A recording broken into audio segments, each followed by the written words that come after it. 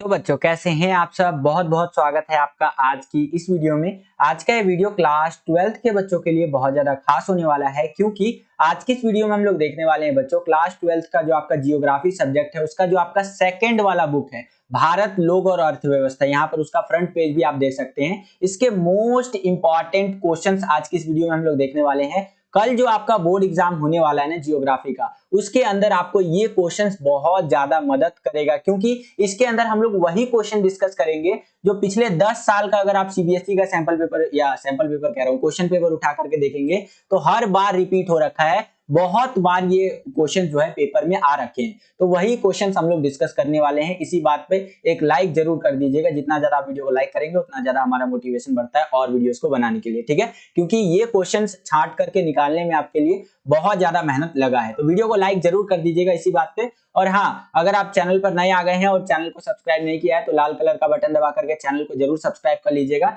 इसी प्रकार की वीडियोस हम आपके लिए लेकर के आते रहते हैं। जैसे ही आप चैनल को सब्सक्राइब करेंगे बच्चों, बगल में आपको बेल का, घंटी या घंटा कुछ भी कह सकते हैं, उसका आइकन शो करेगा, उसको प्रेस करके ऑल पे क्लिक कर दीजिएगा, जिससे जो भी हम नया वीडियो डाले उसका नोटिफिकेशन सबसे पहले आपके फोन पर आ जाया करे। चलिए हम अपने वीडियो को शुरू करते हैं। और यहाँ पर देखिए, जो भी क्वेश्चंस हम लोग डिस्कस करेंगे ना, उसमें से बहुत सारे क्वेश्चंस आपके कल के पेपर में डिट्टो रिपीट हो जाएगा। ये चीज आपको ध्यान में रखना है, क्योंकि देखो जियोग्राफी और फिजिकल ऐसा सब्जेक्ट है, इसमें जो भी क्वेश्चंस हम लोग आपको देते हैं डिट्टो पेपर में वही आ जाता है। तो इसीलिए भी बोल रहा हूँ वीडियो को कंप्लीट जरूर देखिएगा, हिंदी और इंग्लिश दोनों ही मीडियम के बच्चे। आगे बढ़ने से पहले एक चीज और बोलना चाहूंगा कि अगर आपका कोई सवाल रहता है जो आप मुझसे पूछना चाहते हैं, कोई क्वेश्चन पूछना चाहते हैं, तो आप फ्रीली आप मुझसे इंस्टाग्राम पे कांटेक्ट कर सकते हैं। इंस्टाग्राम का मेरा यूजर नेम कह लीजिए या यूजर आईडी कह लीजिए, यहाँ पर आपको दिख रहा होगा जय झा 07, ये मेरा इंस्टा का यूजर आईडी है। यहाँ पर आप इंस्टा पर जाकर के सर्च मारेंगे तो आईडी दिखने को मिल जाएगा। इस तरह का मेरा चेहरा है, अगर आपने नहीं देखा है तो देख लीजिए। और टेलीग्राम पे भी आप हमसे जुड़ सकते हैं। यहाँ पर टेलीग्राम से जुड़ने के लिए आपको सिंपली सर्च करना है क्लास 12 सीबीएसई 1 2 3। ये जैसे ही आप टेलीग्राम पे सर्च करेंगे आपको हमारा टेलीग्राम का चैनल देखने को मिल जाएगा, वहां पर भी आप ज्वाइन हो सकते हैं। 2.5 के यानी 2500 से ज्यादा बच्चे जो है टेलीग्राम पे भी हमसे जुड़ चुके हैं, इससे ज्यादा ही बच्चे। टेलीग्राम पे हम आपको इंपॉर्टेंट जो अपडेट्स वगैरह होती है, जो यूट्यूब पे अवेलेबल नहीं करवा पाते, वो चीजें हम आपको टेलीग्राम पे अपडेट करते हैं, ठीक है। तो वहां पे भी ज्वाइन हो जाइएगा, इंस्टा पे भी फॉलो कर लीजिएगा। कोई भी क्वेश्चन होगा पूछ लीजिएगा, जैसे ही टाइम मिलेगा वैसे ही रिप्लाई आपको मैं कर दूंगा। चलिए हम अपने वीडियो को शुरू करते हैं। पहला क्वेश्चन यहाँ पर देखिए बच्चों, क्या पूछ रहा है हमसे कि आर्थिक स्तर की दृष्टि से भारत की जनसंख्या को कितने वर्गों में बांटा जा सकता है।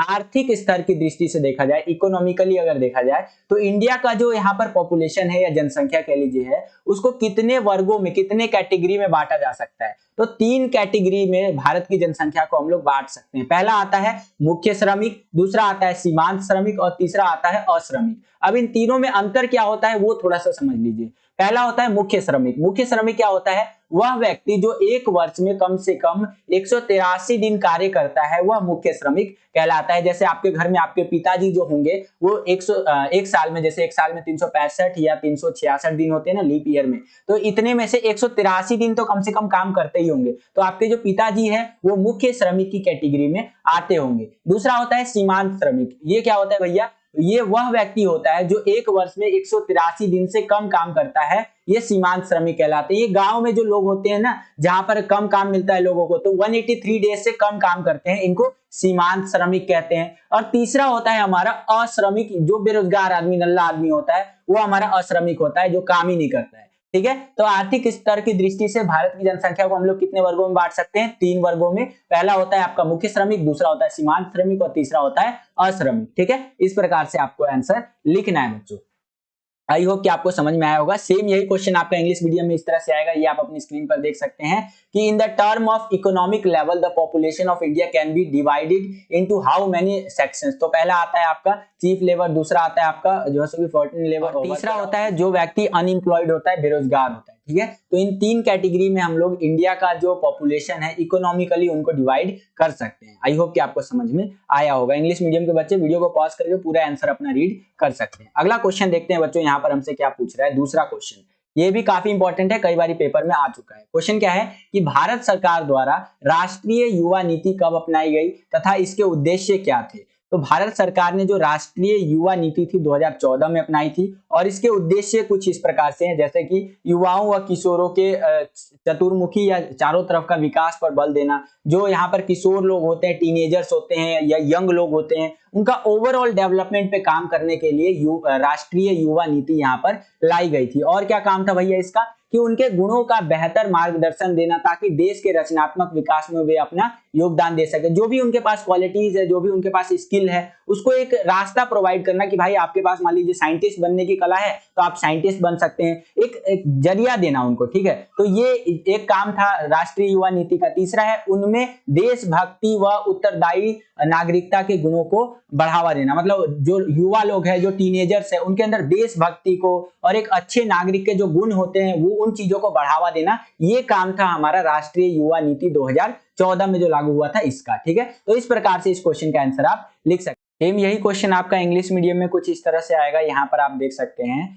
कि when was the national youth policy adopted by the government of India and what were its main objective, यानी कि कब अपनाया और इसका क्या काम था। तो 2014 के अंदर हमने यहाँ पर नेशनल यूथ पॉलिसी को अडॉप्ट किया और इसका काम था कि युवाओं को किसी भी तरह से देश के लिए सक्षम बनाना। तो ये मेन इसका काम आप कह सकते हैं। बाकी आप इंग्लिश में यहाँ पर वीडियो को पॉज करके पूरा का पूरा अपने आंसर रीड कर सकते हैं। अगला क्वेश्चन देखिए यहाँ पर बच्चों, तीसरा क्वेश्चन, ये शॉर्ट क्वेश्चन में आ जाता है कई बारी, हो सकता है एमसीक्यू वाले में आपसे पूछ ले, इसको थोड़ा सा समझ लीजिए। तीसरा क्वेश्चन है कि मानव बस्तियों की परिभाषा दे। जो मानव बस्तियां होती है वो होता क्या है। तो देखिए मानव बस्ती का अर्थ होता है किसी भी प्रकार और आकार के घरों का संकुलन जिसमें आपका मनुष्य रहते हैं, वो क्या कहलाता है, आपका मानव बस्ती कहलाता है। किसी भी आकार प्रकार का घरों का जो एक संकुलन होता है ना, जिसके अंदर मनुष्य रहता है, तो वो क्या कहलाता है, हमारा यहाँ पर मानव बस्ती कहलाता है। इस प्रकार से आंसर आप लिख सकते हैं, ठीक है। सेम यही क्वेश्चन आपका इंग्लिश मीडियम में इस तरह से आएगा। ये आप अपनी स्क्रीन पर देख सकते हैं कि डेफिनेशन ऑफ ह्यूमन सेटलमेंट्स। तो यहाँ पर human settlements means package of houses of any type and shape in which humans live. ये हमारे यहाँ पर आपका ह्यूमन सेटलमेंट्स कहलाते हैं, ठीक है। चलिए नेक्स्ट क्वेश्चन देखिए, यहाँ पर हमारा चौथा क्वेश्चन क्या है कि महानगर की परिभाषा लिखनी है आपको। महानगर क्या होता है। तो महानगर होता है बच्चों 1 लाख से अधिक नगरीय जनसंख्या वाले नगरीय केंद्र को महानगर कहते हैं। जहां पर 1 लाख से ज्यादा, जी हाँ बच्चों, 1 लाख से ज्यादा नगरीय जनसंख्या वाले नगर जो होते हैं ना, उसको उसका जो नगरीय केंद्र होता है उसको महानगर की कैटेगरी में हम लोग रखते हैं, हम लोग उसको बच्चों। तो इस प्रकार से आंसर आप लिख सकते हैं। आई होप कि आपको समझ में आया होगा। सेम यही क्वेश्चन आपका इंग्लिश मीडियम में इस तरह से आएगा कि राइट द डेफिनेशन ऑफ मेट्रोपोलाइट्स, ठीक है, पोलाइट्स करके। तो आप आंसर इस प्रकार से लिख सकते हैं। ये इंग्लिश मीडियम में आंसर आप देख सकते हैं, ठीक है। चलिए नेक्स्ट क्वेश्चन देखते हैं हम लोग। पांचवा क्वेश्चन क्या है, काफी इंपॉर्टेंट क्वेश्चन है, इसको ध्यान से समझिए। पांचवा क्वेश्चन है कि भारत की ग्रामीण बस्ती एवं नगरीय बस्ती में आधारभूत अंतर आपको स्पष्ट करना है।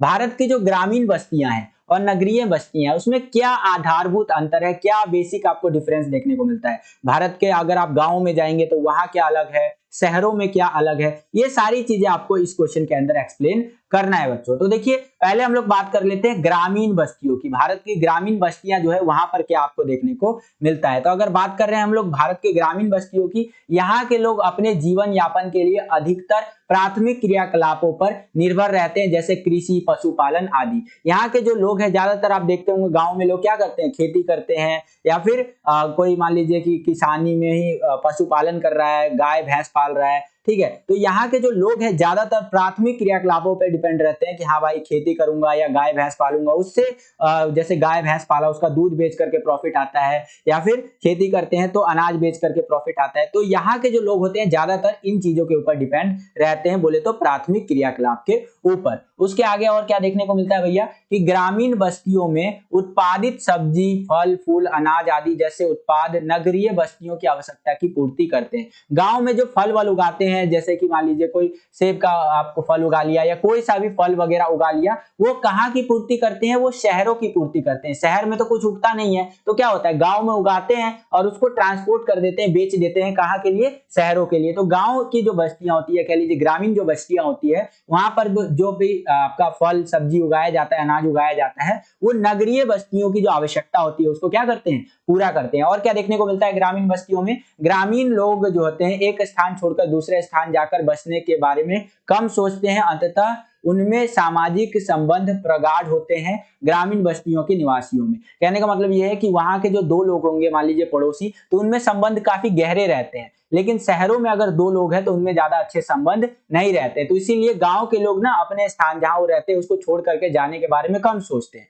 और शहर वाले लोग क्या है, तुरंत सोचा कि अरे यार यहाँ मन नहीं लग रहा है, चलो यहाँ से कमरा खाली करते हैं, दूसरी जगह जाते हैं, तुरंत चले जाएंगे। तो ये चीजें हमें ग्रामीण बस्तियों के अंदर देखने को मिलता है। आई होप कि आपको समझ में आया होगा। आप थोड़ा सा शहरी बस्तियों के बारे में देख लेते हैं, या नगरीय बस्ती जिसको आप कह सकते हैं। देखिए, नगरीय बस्तियों में द्वितीय एवं तृतीय क्रियाकलाप विभिन्न प्रकार की सेवाएं प्रदान होती है यहाँ पर, ठीक है। यानी नगरीय बस्तियां जो होती है वहां पर खेती होती तो कोई करता नहीं है, द्वितीय और तृतीय क्रियाकलाप ही में देखने को मिलता है। नगरीय बस्तियों के विनिर्माण उद्योगों के उत्पाद ग्रामीण बस्तियों में जाते हैं, परिवहन एवं संचार माध्यम के जरिए यह कार्य संपन्न होता है। कहने का मतलब यह है कि नगरीय बस्तियों में जो प्रोडक्ट, जो सामान बनाया जाता है वो गांव के अंदर भेजा जाता है और वहां पर वो सामान बिकता है। फॉर एग्जांपल पार्ले जी का एक पैकेट ले लीजिए बिस्कुट का, तो वो गांव में थोड़ी ना बनेगा, शहर में उसको बनाया जाता है, ठीक है। और शहर में ये बिस्कुट बना दिया, इसको ट्रांसपोर्ट करके क्या करते हैं, इसको ट्रांसपोर्ट करते हैं गाड़ियों में, और गाड़ी में इसको ट्रांसपोर्ट करके इसको कहां ले जाते हैं, इसको गांव के अंदर ले जाते हैं और वहां पर उसको बेच देते हैं, ठीक है। तो इस तरह की चीजें भी हमें देखने को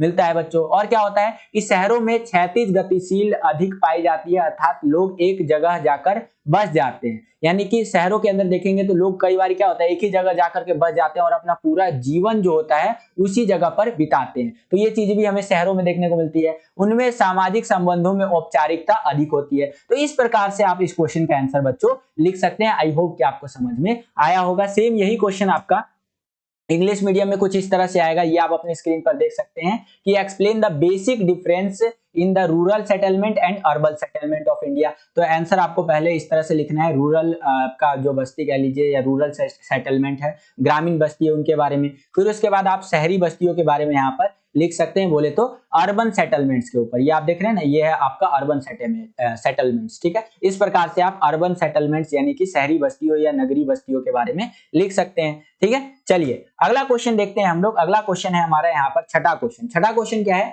कि प्रकार्य के आधार पर भारतीय नगरों को 6 प्रमुख प्रकारों में वर्गीकृत करें, उदाहरण भी आपको देना है। ये काफी इंपॉर्टेंट क्वेश्चन है, बिल्कुल हल्के में मत लेना, कई बारी पेपर में आ चुका है क्वेश्चन, ठीक है। बिल्कुल ध्यान से देखिए, यहाँ पर बोल रहा है प्रकार्य, बोले तो कार्य के आधार पर जो भारत के नगर हैं उनको 6 प्रमुख प्रकारों में यहाँ पर आपको क्या करना है, वर्गीकृत करना है, क्लासिफाइड करना है एक तरह से। तो देखिए यहाँ पर पहला होता है हमारा यहाँ पर प्रशासन शहर, वे शहर या नगर जहां उच्चतम क्रम के प्रशासनिक मुख्यालय होते हैं, जैसे दिल्ली, चंडीगढ़ आदि, ठीक है। कहने का मतलब ये है कि जैसे कुछ शहर होते हैं जहां पर प्रशासनिक कार्य होते हैं, मतलब जैसे दिल्ली में ले लीजिए, कोई भी होता है ना, कोई मान लीजिए किसी और राज्य से है, अगर कोई मान लीजिए लड़ाई उड़ाई हो गई, एजुकेशनल पर्पस के लिए बता रहा हूँ, तो क्या बोलते हैं, चलो भैया दिल्ली चलते सुप्रीम कोर्ट। तो यहाँ पर क्या है, बहुत तरह तरह के आपको प्रशासनिक कार्य देखने को मिलेगा। हमारे जो मोदी जी है वो भी दिल्ली में रहते हैं, राष्ट्रपति जी जो है वो भी दिल्ली में रहते हैं, ठीक है। और चंडीगढ़ में भी ऐसे ही प्रशासनिक कार्य होते हैं। तो ये कुछ एग्जाम्पल है प्रशासनिक शहर के, समझ में आया आपको, जहां पर उच्चतर क्रम के प्रशासनिक मुख्यालय होते हैं, ठीक है। जैसे कोर्ट हो गया आपका, इस तरह के जो जहां जज बैठते हैं, और इसी तरह के फैसला लेने वाली जो जगह होती है सरकार से जुड़ी हुई, वो हमारा प्रशासनिक नगर के अंदर आता है। दूसरा होता है हमारा औद्योगिक नगर। ये क्या होता है भैया, जिन नगरों में उद्योगों की प्रधानता हो, जैसे मुंबई, सेलम, जमशेदपुर आदि। कहने का मतलब ये है कि जो ऐसे नगर हो जहां पर उद्योग ज्यादा से ज्यादा हो, जैसे मुंबई में देखेंगे ज्यादा से ज्यादा फैक्ट्री आपको देखने को मिलेगा, सेलम हो गया, जमशेदपुर में टाटा जी का बहुत बड़ा योगदान है, तो यहाँ पर ज्यादा से ज्यादा फैक्ट्रियां हैं, तो ये हमारे औद्योगिक नगर की कैटेगरी में आते हैं। तीसरा होता है परिवहन नगर। अब परिवहन नगर क्या होता है भैया, कुछ नगर पत्तन के रूप में आयात निर्यात में संलग्न रहते हैं, जैसे कि कांडला, कोच्चि, विशाखापट्टनम, तो ये होते हैं हमारे परिवहन नगर। यहाँ पर पत्तन मैंने आपको 85 बार समझा दिया। पत्तन का मतलब होता है समुद्र के किनारे जो पोर्ट होता है ना हमारा, उसको ही पत्तन बोलते हैं, ठीक है। और ये कुछ पत्तनों यानी कि पोर्ट्स के एग्जांपल है, जैसे कांडला पत्तन है, कोच्चि पत्तन है, आपका विशाखापट्टनम पत्तन है ये, ठीक है, या पोर्ट्स कह लीजिए। तो ये हमारे परिवहन नगर की श्रेणी में आते हैं बच्चों। उसके बाद आता है हमारा यहाँ पर खनन नगर। खनन नगर मतलब कि जहां माइनिंग करके कोयला या इस तरह की चीजें हम लोग वहां से निकालते हैं, वे नगर जो मुख्यतः खनन के लिए जाने जाते हैं, जैसे रानीगंज, झरिया, डिगबोई आदि। तो ये खनन नगर की श्रेणी में आते हैं, यहाँ से कोयला वोयला ये सब निकाला जाता है।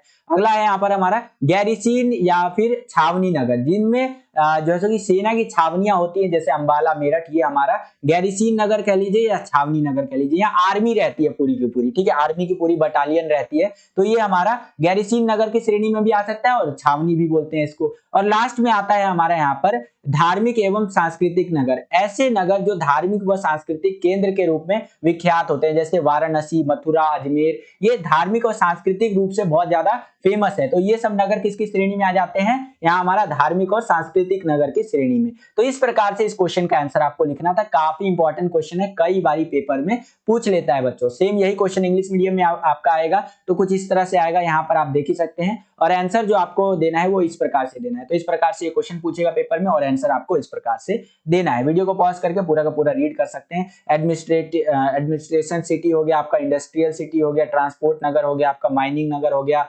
गैरीसीन या कैंटोनमेंट नगर हो गया, रिलीजियस एंड कल्चरल सिटीज हो गया। तो इस तरह से आप यहाँ पर इसको अलग अलग बांट सकते हैं, ठीक है, इन टाइप्स के अंदर नगरों को, इंडियन सिटीज को। आई होप कि आपको समझ में आया होगा। नेक्स्ट क्वेश्चन यहाँ पर देखिए, 7वां क्वेश्चन, और ये क्वेश्चन देखने से पहले एक बात बोलना चाहूंगा कि अगर आपको वीडियो पसंद आ रहा है तो वीडियो को लाइक जरूर करते चलिए बच्चों। जितना ज्यादा आप वीडियो को लाइक करेंगे उतना ज्यादा हमारा मोटिवेशन बढ़ता है और वीडियोस को बनाने के लिए। चैनल पर अगर आप नए आ गए हैं और चैनल को सब्सक्राइब नहीं किया है तो लाल कलर का बटन दबा करके चैनल को जरूर सब्सक्राइब कर लीजिए। जैसे ही आप चैनल को सब्सक्राइब करेंगे, बगल में आपको बेल का, घंटी या घंटा कुछ भी कह सकते हैं, उसका आइकन शो करेगा, उसको प्रेस करके ऑल पे क्लिक कर दीजिएगा, जिससे कि जो भी हम नया वीडियो डाले उसका नोटिफिकेशन सबसे पहले आपके फोन पर आ जाया करे और आपकी जो तैयारी है वो और भी बेहतर से बेहतर तरीके से हो सके। चलिए देखते हैं 7वां क्वेश्चन यहाँ पर क्या पूछ रहा है कि भारत में कुछ राज्यों में भौम जल संसाधन के अत्यधिक उपयोग के 3 दुष्परिणामों का वर्णन आपको करना है। यानी भारत के अंदर आप देखेंगे तो कई ऐसे राज्य हैं जहां पर भौम जल मतलब ग्राउंड वाटर लेवल, जमीन के अंदर जो पानी रहता है ना, उसका बहुत ज्यादा उपयोग कर लिया गया है। इससे क्या हो रहा है, दुष्परिणाम क्या हो रहा है, वो आपको बताना है। तो देखिए यहाँ पर आंसर आप लिख सकते हैं कि भौम जल संसाधन के अत्यधिक उपयोग के कारण दुष्परिणाम हमें ये देखने को मिल रहा है कि पंजाब, हरियाणा और पश्चिमी उत्तर प्रदेश में भौम जल संसाधनों के अत्यधिक उपयोग में भौम जल स्तर नीचे हो गया है। भौम जल जब मैं बार बार बोल रहा हूं, इसका मतलब होता है आपका ग्राउंड वाटर लेवल, यानी पानी के जो है ना, जमीन के अंदर वाला जो पानी है ना, उसकी बात कर रहा हूं। यहाँ पर पंजाब में हो गया आपका, हरियाणा में हो गया, पश्चिमी उत्तर प्रदेश में, यहाँ पर जमीन के अंदर से दबा के पानी निकाला जाता है और खेतों में डाला जाता है, जिससे क्या हो रहा है, जमीन में भी तो लिमिटेड पानी है ना, तो उसकी कमी होती जा रही है। जमीन में जो वाटर, ग्राउंड वाटर लेवल है वो घटता चला जा रहा है। और क्या हो रहा है भैया, राजस्थान और महाराष्ट्र में अधिक जल निकालने के कारण भूमिगत जल में जो है कि फ्लोराइड की मात्रा बढ़ गई है। जब जमीन के अंदर से आप ज्यादा से ज्यादा पानी निकालेंगे तो वहां पर फ्लोराइड की मात्रा बढ़ जाती है, जो कि आपके लिए खतरनाक होता है, ठीक है। तो ये एक दिक्कत हमें देखने को मिलता है। और क्या है भैया, पश्चिमी बंगाल और बिहार के कुछ भागों में संख्या की मात्रा बढ़ गई है और साथ ही साथ पानी को प्राप्त करने में अधिक ऊर्जा की आवश्यकता होती है। यहाँ पर ज्यादा से ज्यादा अगर हम लोग पानी निकालेंगे तो पानी की कमी हो जाएगी जमीन के अंदर, जिससे कि हमें और मेहनत करना पड़ेगा पानी निकालने के लिए। और बिहार और बंगाल में देखा गया है ना कि संख्या, एक होता है ना, एक तरह का पानी के अंदर पदार्थ होता है, उसकी मात्रा बढ़ गई है, जिससे कि आपका कैंसर उन्सर का खतरा बढ़ जाता है भाई, अगर पानी में ये सब चीज मिलने लग गया तो इस प्रकार से इस क्वेश्चन का आंसर आप लिख सकते हैं बच्चों। सेम यही क्वेश्चन आपका इंग्लिश मीडियम में इस तरह से आएगा, ये आप अपनी स्क्रीन पर देख सकते हैं। और आपको जो आंसर लिखना है वो कुछ इस प्रकार से लिखना है, ये आप अपनी स्क्रीन पर देख सकते हैं, ठीक है। आई होप कि आपको समझ में आया होगा बच्चों। अगला क्वेश्चन देखिए बच्चों, यहाँ पर 8वां क्वेश्चन क्या पूछ रहा है कि हरियाली क्या है। बहुत सारे बच्चे इस क्वेश्चन में गलती कर जाते हैं, इसीलिए मैंने आपके लिए क्वेश्चन लिया है और मोस्ट इंपॉर्टेंट क्वेश्चन है ये, ध्यान रखिएगा, कई बार पेपर में आ चुका है। बच्चे लिख देते हैं हरियाली मतलब हरा भरा खेत, एकदम चारों तरफ हरा भरा खेत और शांति से हम लोग खाट लगा के सोए हुए, यही हरियाली। भाई ये नहीं है हरियाली। यहाँ पर हरियाली का मतलब यहाँ पर क्या है, हरियाली केंद्र सरकार द्वारा प्रवर्तित जल संभर विकास परियोजना है। इस योजना से ग्रामीण जल संरक्षण के पेयजल की समस्या दूर करने के साथ साथ वनोरोपण, मत्स्य पालन एवं सिंचाई की सुविधा भी प्राप्त कर सकते हैं। कहने का मतलब ये, हरियाली जो है वो सेंट्रल गवर्नमेंट ने एक स्कीम चलाई है जिसके तहत जल संभर विकास परियोजना की जाएगी। मतलब कि ओवरऑल पानी को बचा करके कैसे हम लोग वहां पर पेड़ पौधे लगा सकते हैं, ठीक है, साथ ही साथ उसमें मत्स्य पालन कर सकते हैं, सिंचाई के लिए उसका इस्तेमाल कर सकते हैं, इन सुविधाओं में इसका काम ले सकते हैं। तो ये है हमारा हरियाली, ठीक है। आपको पता चल गया, हरियाली एक यहाँ पर परियोजना के बारे में बात कर रहा है। ये मत लिख करके आ जाइएगा कि हरियाली जो है हरा भरा खेत है, ऐसा मत लिखिएगा भाई, बिल्कुल टीचर काट देगा। इसलिए मैंने ये क्वेश्चन लिया है और कई बार पेपर में आ जाता है। यहाँ पर ये वाला जो क्वेश्चन मैं आपको दिखा रहा हूँ, यही क्वेश्चन आपका इंग्लिश मीडियम में कुछ इस तरह से आता है। यहाँ पर आप देख सकते हैं कि व्हाट इज ग्रीनरी, आपको जो आंसर लिखना है वो कुछ इस प्रकार से लिखना है, ये आप अपनी स्क्रीन पर देख सकते हैं। ठीक है, हरियाली water finance development project promoted by central government, और ये जो है रूरल वाटर जैसे कि कंजर्वेशन के लिए है, जिससे कि वहां पर पानी बचा करके अलग अलग तरह की चीजें की जा सके, ड्रिंकिंग वाटर अवेलेबल करवाया जा सके, प्लांटेशन के लिए काम में आए, फिशर्स के लिए यानी कि जो मछली पकड़ने वाले लोग होते हैं उनके में ये काम में आए। तो इस तरह से आंसर आप इंग्लिश मीडियम में लिख सकते हैं बच्चों। नौवां क्वेश्चन यहाँ पर देखिए बच्चों, क्या पूछ रहा है हमसे कि विशेषता के आधार पर ऊर्जा के परंपरागत एवं गैर परंपरागत साधनों में अंतर आपको स्पष्ट करना है। विशेषता के आधार पर देखिए, आज तक जो इस धरती पर जो चीजें अवेलेबल है जिसका इस्तेमाल हम लोग यहाँ पर फ्यूल के रूप में कर रहे हैं, वो ऊर्जा के यहाँ पर परंपरागत साधनों में आएंगे, और जो हमने नया चीज इन्वेंशन किया है वो आपका गैर परंपरागत साधनों के अंदर आएगा। एग्जाम्पल के लिए मान लीजिए हम लोगों को गाड़ी चलाना है, गाड़ी चलाने के लिए पेट्रोल की जरूरत पड़ती है। ठीक है, तो वो जो पेट्रोल है वो आपका ऊर्जा का परंपरागत साधन है, और जो आपका यहाँ पर बात हो रहा है गैर परंपरागत साधन का, वो अगर मान लीजिए वही गाड़ी को अगर हम लोग इलेक्ट्रीफाइड कर देते हैं यानी कि बैटरी वाला बना देते हैं, तो वह ऊर्जा का गैर परंपरागत साधन हो जाएगा। समझ रहे हैं आप, यानी कि प्राकृतिक रूप से ऊर्जा के जो साधन हमें मिल रहे हैं वो आपका ऊर्जा के परंपरागत साधन होंगे, और गैर प्राकृतिक रूप से जो हम लोग खुद बना रहे हैं ऊर्जा के साधन वो हमारा गैर परंपरागत साधन आएगा। एग्जाम्पल के लिए कई सारी बातें यहाँ पर लिखी हुई है आंसर के अंदर, जैसे परंपरागत ऊर्जा स्रोत वे होते हैं जो आपका समय से प्रयोग में होते हैं, ये प्रकृति में तय तथा सीमित मात्रा में उपलब्ध होते हैं। परंपरागत ऊर्जा के स्रोत यहाँ पर जो होते हैं ना आपके लिमिटेड क्वांटिटी में, जैसे कोयला है, पेट्रोल है, ये सब लिमिटेड क्वांटिटी में, ये जो है सो कि गैर नवीनीकरणीय होते हैं यानी कि नॉन रिन्यूएबल होते हैं। एक बार इस्तेमाल करने के बाद दोबारा इनका इस्तेमाल नहीं किया जा सकता है बच्चों, इसीलिए यहाँ पर ये दिक्कत करता है आगे चल के। और क्या होता है, इन साधनों का वितरण बहुत ही असमान है, कहीं पर तो बहुत ज्यादा मिलेगा, कहीं पर बहुत कम मिलेगा। ठीक है, साथ ही साथ और क्या देखने को मिलता है हमें इसके अंदर, और हमें देखने को मिलता है यहाँ पर कि ये साधन पर्यावरण अनुकूल नहीं है, अर्थात पर्यावरण प्रदूषण में इनकी बड़ी भूमिका होती है। इनमें उदाहरण है कोयला, पेट्रोल, डीजल, कच्चा तेल आदि, यानी कि ये जो होते हैं ना पर्यावरण को बहुत ज्यादा नुकसान पहुंचाते हैं। एग्जाम्पल के लिए कोयला जला लीजिए, पेट्रोल जला लीजिए, डीजल जला लीजिए, कच्चा तेल जला लीजिए, इनसे क्या होता है, पर्यावरण को बहुत ज्यादा हानि होता है। दूसरी तरफ आ जाता है हमारा पर्यावरण का ऊर्जा का गैर परंपरागत साधन, यहाँ पर आप देख सकते हैं। इसमें क्या होता है, गैर परंपरागत स्रोत वे होते हैं जो हाल ही में प्रयोग में आए हैं। इन स्रोतों का प्रयोग करके मतलब इन सब का इस्तेमाल करके हम लोग जो है सो कि यहाँ पर ज्यादा से ज्यादा टेक्नोलॉजी को विकसित कर सकते हैं, और यहाँ पर पर्यावरण को भी प्रदूषण नहीं होगा। ये नवीनीकरणीय होते हैं, मतलब इसको दोबारा इस्तेमाल किया जा सकता है। जैसे आपका फोन का बैटरी है, अभी आपने इस्तेमाल किया, फोन का बैटरी डाउन हो गया, दोबारा चार्ज कर लीजिए। ठीक है, ये साधन अपेक्षाकृत अधिक समान रूप से वितरित होते हैं, यानी कि दुनिया में ज्यादातर जगह पे ये अवेलेबल होते हैं। ये ऊर्जा के स्वच्छ साधन और पर्यावरण हितैषी होते हैं, ये साफ साधन होते हैं, जैसे कि आपका सौर ऊर्जा हो गया, गांव में आप जो लगाते होंगे ना, देखा भी होगा आपने कि। अगला क्वेश्चन देखते हैं बच्चों, 11वां क्वेश्चन क्या है। ये जो क्वेश्चन है बच्चों 5 नंबर के क्वेश्चन के अंदर बहुत बार पूछा गया है। अगर आप पिछले 10 साल का क्वेश्चन पेपर उठा के देखेंगे ना सीबीएसई का, तो बहुत बार ये पेपर में ये क्वेश्चन आ चुका है बच्चों। ध्यान से इस क्वेश्चन को समझिए, क्या है भैया कि इंदिरा गांधी नहर कमान क्षेत्र में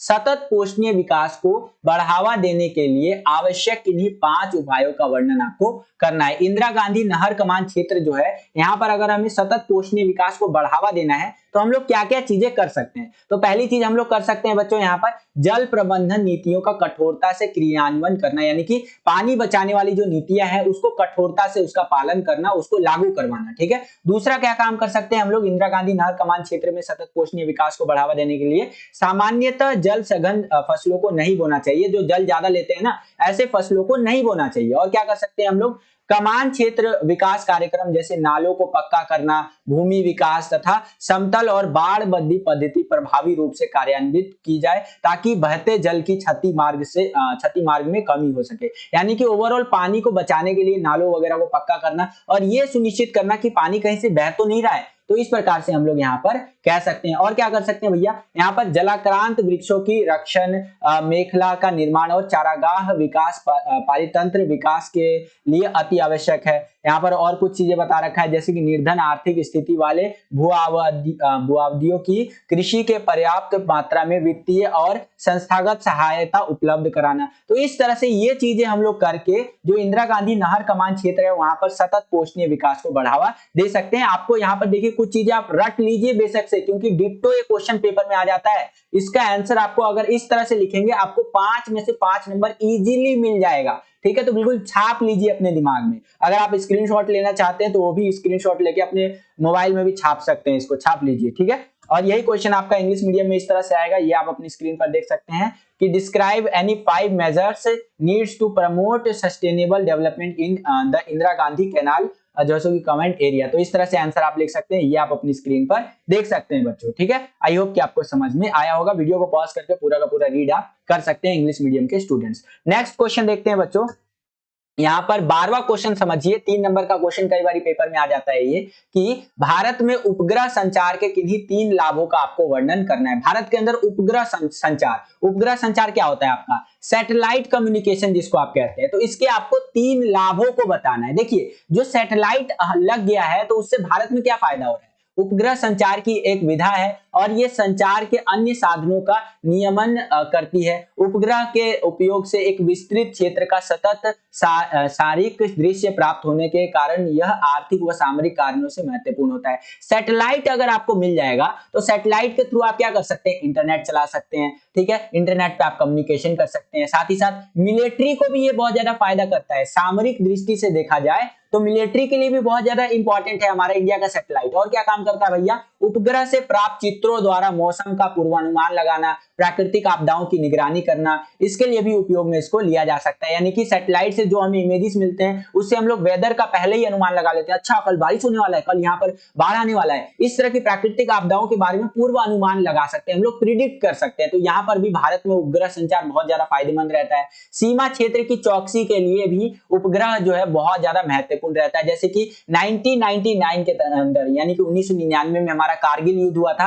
कारगिल युद्ध में हमने देखा कि हमने अमेरिका के पास गए, हम लोग बोले कि भैया हम लोगों को जीपीएस इस्तेमाल करने दे दो, थोड़ा सा हम लोगों को पाकिस्तान का आतंकवादियों को भगाना है। यहाँ पर आपको केवल और केवल एग्जांपल के लिए बता रहा हूं। ठीक है, अमेरिका बोला नहीं नहीं दूंगा यहाँ पर, तो भारत बोला अच्छा ये बात है। तो हमने खुद का अपना एक सैटेलाइट लॉन्च कर दिया है जिसका नाम रखा है नेविक। और आज हम लोग खुद एक कह लीजिए आत्मनिर्भर है सैटेलाइट के मामले में। हम जहां चाहे वहां सैटेलाइट के थ्रू देख सकते हैं भारत और भारत के पड़ोसी देशों की सीमाओं को। तो यहाँ पर भी सैटेलाइट बहुत ज्यादा भारत का मदद करता है, जिसको हिंदी में आप उपग्रह संचार भी बोलते हैं। ठीक है, इंग्लिश में सैटेलाइट कम्युनिकेशन आप कह सकते हैं। तो इस तरह से इस क्वेश्चन का आंसर आपको लिखना है बच्चों। सेम यही क्वेश्चन आपका इंग्लिश मीडियम में इस तरह से आएगा, describe any 3 advantages of satellite communication in India. तो आंसर जो आपको लिखना है वो कुछ इस प्रकार से लिखना है, ये आप अपनी स्क्रीन पर देख सकते हैं। ठीक है, 13वां क्वेश्चन यहाँ पर देखिए बच्चों क्या पूछ रहा है। इजी क्वेश्चन है लेकिन पेपर में कई बार आ जाता है, ध्यान से इसको समझिए। यहाँ पर देश की प्रगति में रेलवे का गहन योगदान है, ये आपको स्पष्ट करना है। जो हमारा देश है, हमारा भारत देश प्यारा देश है, इसके अंदर रेलवे ने बहुत इंपॉर्टेंट रोल प्ले किया है। अगर इसको आगे ले जाने की बात कर रहे हैं, हमारे देश के विकास की बात कर रहे हैं, तो उसको आपको स्पष्ट करना है। तो देखिए यहाँ पर आंसर आपको कुछ इस प्रकार से लिखना है कि भारतीय रेल जाल जो है यानी भारत का रेलवे नेटवर्क जो है विश्व के सबसे लंबे रेल जालों यानी रेल नेटवर्क में से एक है। देश के आर्थिक विकास में इसका अत्यधिक योगदान देखने को मिला है। क्यों भैया? क्योंकि रेलवे द्वारा जो है हमें यहाँ पर क्या हुआ है कि कोयला सबसे अधिक ढोया गया है। ठीक है, यानी रेलवे के द्वारा कोयला को दबा करके ढोया गया है। कोयला ढोने से क्या होता है? आपको लगता है सर जी कोयला ढो देंगे तो क्या होगा? कोयला ढोने से भाई इलेक्ट्रिसिटी बनता है। इलेक्ट्रिसिटी बहुत ज्यादा बनाया गया है कोयले के द्वारा, और जितना ज्यादा आपके देश में बिजली होगा उतना ज्यादा फैक्ट्री चलेगा, फैक्ट्री चलेगा तो पैसा आएगा। तो यहाँ पर रेलवे ने क्या काम किया? बहुत ज्यादा कोयला ढोया है। इसके अधिक भारी कच्चे माल की ढुलाई भी रेलवे द्वारा हुई है। ठीक है, इसके अलावा अगर हम बात करें तो और भी कच्चे माल जो है उसका ढुलाई भी रेलवे से दबा के किया जाता है। रेलवे जो है तैयार माल को भी विभिन्न बाजारों तक पहुंचाता है। जो यहाँ पर प्रोडक्ट बन जाता है, जैसे मान लीजिए गुजरात में दूध वगैरह जो अमूल दूध बनता है, तो वो दूध बन गया तो उसको क्या ऐसे साइकिल विकल से ले जाते हैं? नहीं, रेलवे में लोड करते हैं, तुरंत रेलवे ट्रेन लेकर के जाता है, उसको दूसरे राज्यों में वहां पर बेचने के लिए पहुंचा देता है। तो रेलवे में क्या होता है आपका, रेल के थ्रू आप तैयार माल को भी विभिन्न बाजारों तक पहुंचा सकते हैं। विदेशों से आयात माल को आंतरिक भागों के बाजारों तक भी रेलवे द्वारा पहुंचाया जाता है। इस प्रकार रेलवे जो यात्रियों व माल को भारी संख्या में दराज के स्थानों तक या दूर दराज कह लीजिए स्थानों तक ले जाता है। यानी कि रेलवे जो है इंपोर्ट एक्सपोर्ट में भी बहुत काम में आता है। मान लीजिए कोई सामान आपको लेकर के जाना है, पोर्ट तक छोड़ना है तो वो भी छोड़ देगा। अब मान लीजिए कोई सामान आपका विदेश से आया है और समुद्र के पत्तन पे लगा हुआ है, वहां से लेकर के आएगा आपके राज्य में छोड़ देगा, यहाँ पर भी इंपॉर्टेंट रोल प्ले करता है। साथ ही साथ रेल जो है आपका यात्रियों को भी ढोता है, आप देखते होंगे, आप भी कभी गांव गए होंगे तो ट्रेन के थ्रू गए होंगे तो उनको भी ढोता है, माल को भी ढोने में बहुत ज्यादा मदद करता है, दूर दराज के स्थानों तक भी आपको रेलवे ले जाता है। तो ये कुछ कारण है जिससे हम लोग बोल सकते हैं कि रेलवे जो है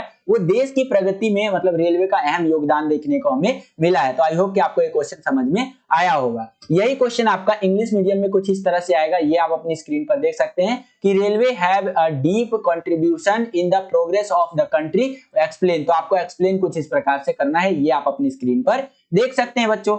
14वां क्वेश्चन यहाँ पर देखिए बच्चों, क्या पूछ रहे हैं हमसे कि परिवहन साधन के रूप में पाइपलाइन की महत्ता के किन्हीं 5 बिंदुओं का विश्लेषण कीजिए। यानी कि ट्रांसपोर्टेशन के लिए अगर हम लोग पाइपलाइन का इस्तेमाल कर रहे हैं तो उसका कोई 5 बिंदु बताइए, कोई 5 फायदा बताइए। एक तरह से क्या फायदा है भाई, हम लोग पाइपलाइन के थ्रू क्यों यहाँ पर ट्रांसपोर्टेशन करें। अब देखिए पाइपलाइन के थ्रू हम लोग क्या एक जगह से दूसरी जगह भेज सकते हैं, तरल पदार्थ या फिर गैसीय पदार्थ। क्या भेज सकते हैं, तरल पदार्थ या फिर गैसीय जो पदार्थ होता है वो हम लोग एक स्थान से दूसरे स्थान तक भेज सकते हैं। जैसे कि मान लीजिए ये रशिया है और रशिया ने क्या किया, एक बहुत बड़ा पाइपलाइन बिछा करके इंडिया तक ले आया। अब रशिया में मिलता है नेचुरल गैस, रशिया इस नेचुरल गैस से क्या करेगा, इंडिया को गैस प्रोवाइड करेगा। बस यहाँ पर एक मीटर लगा देगा, हर महीने महीने बताता रहेगा कि भैया इस बार आपका इतना मीटर मतलब इतना मीटर में उठ गया है बिल, इतना आप पैसा हमें दे दीजिए। तो इस तरह से रशिया हमें क्या करेगा, नेचुरल गैस या फिर आपका तेल वगैरह यहाँ पर सप्लाई करता रहेगा। ठीक है, तो इसी तरह से यहाँ पर पाइपलाइन परिवहन के बारे में आपको इंपॉर्टेंट चीजें बता देनी है, जैसे कि किसी भी प्रकार के जलवायु धरातल पर आसानी से बिछाया जा सकता है, चाहे बर्फ हो, वहां पानी हो, समुद्र के अंदर भी बिछाया जा सकता है, पूरा रेगिस्तान हो, कहीं पर भी आप पाइपलाइन परिवहन को बिछा सकते हैं। और क्या चीजें हो सकता है भैया, लंबे समय तक उपयोग करने पर सस्ती पड़ता है। अगर हम लोग पाइपलाइन परिवहन यानी पाइपलाइन एक बार बिछा दे एक देश से दूसरे देश के बीच में, तो लंबे समय तक जब हम लोग इसका इस्तेमाल करेंगे तो सस्ता पड़ेगा। जैसे कि मान लीजिए सऊदी है, सऊदी अरब है आपका, ठीक है, सऊदी अरब, ठीक है, यहाँ पे क्या मिलता है, तेल मिलता है। यहां से लेकर के इंडिया के मुंबई तक क्या किया, एक हमने पाइपलाइन परिवहन बिछा दिया। ठीक है, अब ये बिछाने में तो एक बार कॉस्टिंग आता है, लेकिन एक बार बिछा दिया और लंबे समय तक अगर इसका इस्तेमाल करेंगे तो ये हमें सस्ता पड़ेगा। तो एक ये इसका फायदा है, या कह लीजिए एक अच्छी बात है, विशेष बात है। अगला है समय की बहुत ज्यादा बचत करता है। मान लीजिए अगर आप शिप्स के थ्रू, नाव के थ्रू तेल वेल बेचेंगे एक देश से दूसरे देश में तो बहुत टाइम लगेगा। पाइपलाइन में क्या है, हड़ हड़ हड़ भेज दीजिए, यहाँ पर मोटर चलाइए, तुरंत यहाँ से तेल जाएगा, गैस जाएगा, तुरंत चला जाता है। तो ये एक इसका फायदा है। अगला, ये प्रदूषण नहीं फैलाता है, ये एक बहुत बड़ा फायदा है इसका। अगला क्या है भाई, तरल व गैसीय पदार्थों के परिवहन के लिए उपयोगी होता है। यानी कि आप इसके थ्रू तरल पदार्थ यानी कि तेल वेल जो हो गया आपका कच्चा तेल, ये भी ट्रांसपोर्ट कर सकते हैं, और गैसीय पदार्थ जैसे नेचुरल गैस वगैरह भी ट्रांसपोर्ट कर सकते हैं। तो इस प्रकार से इस क्वेश्चन का आंसर आपको लिखना है। काफी इंपॉर्टेंट क्वेश्चन है, कई बार पेपर में आ जाता है बच्चों। सेम यही क्वेश्चन इंग्लिश मीडियम में आपका कुछ इस तरह से आएगा, ये आप अपनी स्क्रीन पर देख सकते हैं कि analyse any 5 point on the importance of pipeline as a means of transportation. तो इस तरह से आंसर आपको लिखना है, ये आप अपनी स्क्रीन पर देख सकते हैं बच्चों। इंग्लिश मीडियम के बच्चे जो है वीडियो को पॉज करके पूरा का पूरा आंसर अपना रीड आउट कर सकते हैं। चलिए अगला क्वेश्चन देखते हैं बच्चों। यहां पर देखिए 15वां क्वेश्चन, इसको बिल्कुल ध्यान से समझिएगा। क्वेश्चन क्या है, काफी इंपॉर्टेंट है वैसे तो ये, कि भारत में परिवहन के अन्य साधनों की तुलना में सड़क परिवहन जो है ना ज्यादा उपयोगी, यहाँ पर उपयोगी कट गया है, मैं लिख देता हूं उपयोगी, ठीक है, उपयोगी क्यों माना जाता है। ठीक है, यानी भारत के अंदर और परिवहन के साधन है, हमारे पास मेट्रो है, यहाँ पर आपका ट्रेन है, फ्लाइट है, तो इनके तुलना में जो सड़क परिवहन है वो ज्यादा उपयोगी क्यों माना जाता है। तो देखिए सड़क परिवहन जो है वो और ज्यादा इंपॉर्टेंट इसलिए भी हो जाता है क्योंकि सड़क जो होता है अपेक्षाकृत अधिक उबड़ खाबड़ और ढलाऊ भूमि पर भी बनाई जा सकती है। यानी कि मान लीजिए कहीं पर जमीन जो है समतल नहीं है, उबड़ खाबड़ है, ऐसे ऐसे, तो वहां पर भी हम लोग सड़क बना सकते हैं। तो एक ये कारण है कि भारत के अंदर अन्य परिवहन की साधनों की तुलना में सड़क परिवहन जो है अधिक उपयोगी माना जाता है। अगला है भैया कि सड़कें द्वारा जो सो कि यहाँ द्वार से द्वार तक सेवाएं प्रदान की जा सकती है। सड़क जो होता है ना, मान लीजिए यहाँ आपने सड़क बना दिया, आपका यहाँ घर है, यहाँ से आप चले जाइए 100 किलोमीटर दूर आपका दोस्त का घर है, वहां तक आप क्या कर सकते हैं, सड़क बना सकते हैं। डायरेक्ट बाइक शुरू कीजिए और अपने दोस्त के घर के गेट पे पहुंच जाइए। लेकिन ट्रेन को, फ्लाइट को आप वहां तक नहीं पहुंचा सकते। इस कारण से भी भारत के अंदर अन्य परिवहन की तुलना में सड़क परिवहन को ज्यादा इंपॉर्टेंस दी जाती है। और क्या है भैया कि सड़क परिवहन अन्य परिवहन के साधनों की पूरक है, यानी और जो परिवहन के साधन होते हैं उससे मिलता जुलता ही कह लीजिए, यानी एक के बिना दूसरा अधूरा कह लीजिए। ठीक है, पूरक का मतलब होता है एक के बिना दूसरा अधूरा, यानी कि कि सड़क परिवहन नहीं होगा तो कोई भी परिवहन सही तरीके से काम नहीं कर पाएगा भारत के अंदर, पूरी दुनिया में ही ले लीजिए। अगला है यहाँ पर हमारा, शीघ्र खराब होने वाली सामान जल्दी से ढोया जा सकता है। जो बहुत जल्दी खराब होने वाली चीजें है ना, जैसे दूध हो गया आपका, या इस तरह का आपका ब्रेड हो गया, तो इसको बहुत जल्दी ढो करके किसी दूसरे जगह पर ले जाया जा सकता है।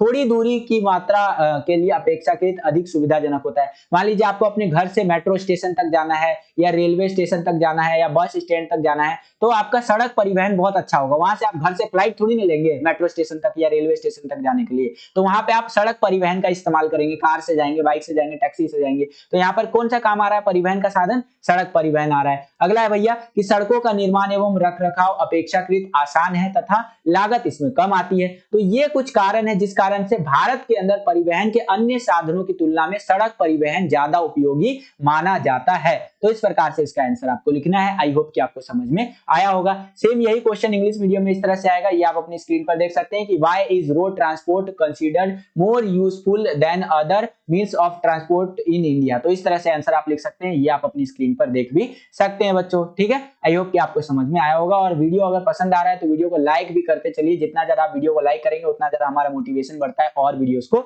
बनाने के लिए, तो दबा के लाइक कीजिए। ठीक है, चलिए नेक्स्ट क्वेश्चन देखते हैं। यहाँ पर 16वां क्वेश्चन देखिए। 16वां क्वेश्चन क्या है कि पत्तनों को अंतरराष्ट्रीय व्यापार के प्रवेश द्वार क्यों कहा जाता है। बहुत इंपॉर्टेंट और सिंपल क्वेश्चन है, 85 बार मैंने ये क्वेश्चन आपको समझा दिया है। पत्तन क्या होता है, पत्तन का मतलब होता है पोर्ट। ठीक है, पोर्ट क्या काम में आता है, अगर आपको अपना जहां भी आप रहते हैं वहां से कोई सामान लाना है तो पोर्ट पर ला सकते हैं और दूसरे देशों में बेच सकते हैं। दूसरे देश से कोई सामान लाना है तो वो कहां लाएंगे, पोर्ट पर लाएंगे और अपने देश में आप बेच सकते हैं। तो पोर्ट जो होता है, पत्तन जो होता है, अंतरराष्ट्रीय व्यापार का प्रवेश द्वार इसीलिए कहा जाता है क्योंकि वो अंतरराष्ट्रीय व्यापार में महत्वपूर्ण भूमिका निभाते हैं। यहाँ पर आप देख भी सकते हैं, समुद्री पत्तन जो होते हैं अंतरराष्ट्रीय व्यापार में महत्वपूर्ण भूमिका निभाते हैं, इसीलिए इन्हें अंतरराष्ट्रीय व्यापार के प्रवेश द्वार कहते हैं। आज भी पूरी दुनिया में 80% जो ट्रेड होता है, व्यापार होता है, वो समुद्री मार्गों से होता है। तो यहाँ पर पोर्ट्स जो होते हैं, समुद्री पत्तन जो होते हैं, उनका इंपॉर्टेंट रोल प्ले करता है। मतलब समुद्री जो पत्तन होते हैं वो एक इंपॉर्टेंट रोल प्ले करते हैं। पत्तन जहाज के लिए गोदी, सामान उतारने, लादने तथा भंडारण की सुविधा प्रदान करते हैं। मान लीजिए कोई सामान लेकर के आया अमेरिका से इंडिया में जहाज के थ्रू, तो वो अनलोड कर सकता है कहां पर, वो आपका जो पोर्ट है वहां पर, और वहां पर जो सामान है उसको वापस से लोड कर सकता है जहाज में। और भंडारण की भी सुविधा प्रदान करता है आपको, स्टोरेज के लिए भी बहुत जगह होता है। पोर्ट जो होता है ना बहुत बड़ा होता है,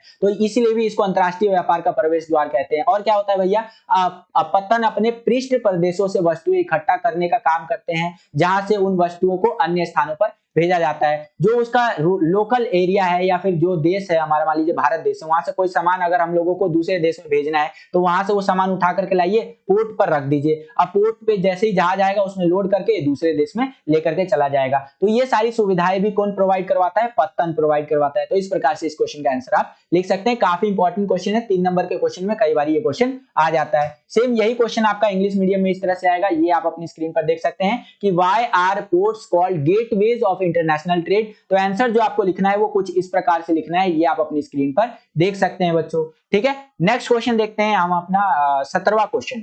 17वां क्वेश्चन भी काफी इंपॉर्टेंट है, मैंने देखा है कई बार ये भी पेपर में आ जाता है। क्वेश्चन क्या है भैया कि नमामि गंगा जो परियोजना है उसके प्रमुख उद्देश्य बताना है। तो नमामि गंगे जो कार्यक्रम या परियोजना कह लीजिए, उसका उद्देश्य है जो गंगा नदी है ना, उसको प्रदूषण, जो उसके अंदर प्रदूषण है, गंगा नदी जी के अंदर जो प्रदूषण है, जो पोल्यूशन है, उसको कम करना है और गंगा नदी को पुनर्जीवित करना है। आप देखते होंगे गंगा नदी कितनी कई जगह पे गंदी हो गई है, तो उसको साफ करना मेन मोटिव है नमामि गंगे कार्यक्रम का। ठीक है, साथ ही साथ सीवेज ट्रीटमेंट प्लांट की क्षमता को बढ़ाना, जो सीवेज ट्रीटमेंट प्लांट है उनकी क्षमता को, उनकी कैपेसिटी को बढ़ाना, ये काम है नमामि गंगे परियोजना का। और क्या काम है भैया कि जल की गुणवत्ता में सुधार करना तथा विषाक्त और एवं औद्योगिक रासायनिक कचरे को नदी में प्रवेश होने से रोकना, यानी कि जहरीले पदार्थ होते हैं उनको नदी में जाने से रोकना नमामि गंगे परियोजना का एक ये भी उद्देश्य है। तो इस प्रकार से इस क्वेश्चन का आंसर आप लिख सकते हैं। काफी इंपॉर्टेंट क्वेश्चन है, ये भी पेपर में आ सकता है। सेम यही क्वेश्चन आपका इंग्लिश मीडियम में इस तरह से आएगा, ये आप अपनी स्क्रीन पर देख सकते हैं कि mention the main objectives of Namami Gange project. तो इस तरह से आप यहां पर देख सकते हैं, आंसर आपको इंग्लिश मीडियम में लिखना है बच्चों। ठीक है, चलिए अगला क्वेश्चन देखते हैं। 18वां क्वेश्चन, ध्यान से इसको समझिएगा बच्चों। 18वां क्वेश्चन क्या है यहाँ पर हमारा कि भारत में गंदी बस्तियों की समस्या क्या है स्पष्ट करना है। भारत के अंदर जो गंदी बस्तियां हैं, जैसे झुग्गी झोपड़ी वाली जो बस्तियां आप देखते होंगे, वहां पर मेन समस्या क्या है वो आपको बताना है। ये तो आप बना करके भी लिख सकते हो, लेकिन फिर भी मैंने आपके लिए यहाँ पर आंसर लिख रखा है। कैसे लिखेंगे गंदी बस्तियों की समस्या? पहली समस्या, इन बस्तियों में रहने वाले लोग ग्रामीण पिछड़े इलाकों से प्रवासित होकर रोजगार की तलाश में यहाँ पर आते हैं और यहाँ बस्ती बना करके रहने लग जाते हैं। गांव से सोच करके आते हैं यार शहर में जाऊंगा, ज्यादा पैसा कमाऊंगा, ठीक है, लेकिन यहाँ उनको घर मिलता नहीं है और उनको क्या करना पड़ता है, एक झुग्गी झोपड़ी बना करके वहां पर रहना पड़ता है। ठीक है, इससे क्या होता है, ग्रामीण बस्तियां गंदी बस्तियां जो है आपका भारत में बढ़ता जा रहा है। यहाँ अच्छे मकान का मिलना बहुत कठिन होता है। ये जो बस्तियां होती है ना, यहाँ पर अच्छा मकान मिलना बहुत कठिन होता है, खराब से खराब मकान आपको मिलेगा। और क्या देखने को मिलता है, ये बस्तियां रेलवे लाइन, सड़क के किनारे, पार्क या अन्य खाली पड़ी सरकारी भूमि पर अवैध कब्जा करके बसाई जाती हैं। तो ये गंदी बस्तियों की एक समस्या के अंदर आप लिख सकते हैं। ये जो बस्तियां हैं रेलवे लाइन के किनारे, देखेंगे आप ट्रेन से जाते होंगे तो देखते होंगे ना आसपास में झुग्गी झोपड़ी रहता है। पार्क के किनारे जहां पर भी सरकारी जमीन खाली मिल जाती है वहां पर ये लोग अवैध कब्जा करके बस्ती बसा लेते हैं। तो ये एक बहुत बड़ी समस्या है। और क्या होता है भैया, खुली हवा, स्वच्छ पेयजल, शौच सुविधाएं, प्रकाश का सर्वथा अभाव रहता है। यहाँ पर ना तो आपको इन बस्तियों के अंदर खुली हवा मिलेगा, ना स्वच्छ पानी मिलेगा पीने का, यहाँ पर आपको शौचालय जाने का भी अच्छा व्यवस्था नहीं होगा। ये सारी कमियां देखने को मिलती है कहां पर, भारत की गंदी बस्तियां जो है यहाँ पर। तो ये आप समस्याओं के अंदर लिख सकते हैं। और क्या मिलता है भैया, कम वेतन मजदूरी प्राप्त करने के कारण जीवन स्तर अति निम्न होता है। यहाँ पर जो काम करते हैं उनको एवरेज सैलरी से भी लोएस्ट सैलरी दिया जाता है। जैसे मान लीजिए एवरेज सैलरी 10 से 15,000 है यहाँ पर हमारा, 10K से 15K तक है, तो उनको सैलरी मिलता है 7,000 8,000 रुपए पैसा मिलता है, रुपया मिलता है इस तरह से। तो इतने कम पैसे में वो परचेजिंग पावर भी उनका कम होगा, जिससे कि वो निम्न स्थिति में हमेशा बने रहते हैं। ठीक है, तो इस प्रकार से इस क्वेश्चन का आंसर आपको लिखना है। काफी इंपॉर्टेंट क्वेश्चन है, कई बार पेपर में आ जाता है बच्चों। सेम यही क्वेश्चन इंग्लिश मीडियम में आपका इस तरह से आएगा, ये आप अपनी स्क्रीन पर देख सकते हैं कि what are the problem of slums in India explain. तो आंसर जो आपको लिखना है वो कुछ इस प्रकार से लिखना है, ये आप अपनी स्क्रीन पर देख सकते हैं बच्चों।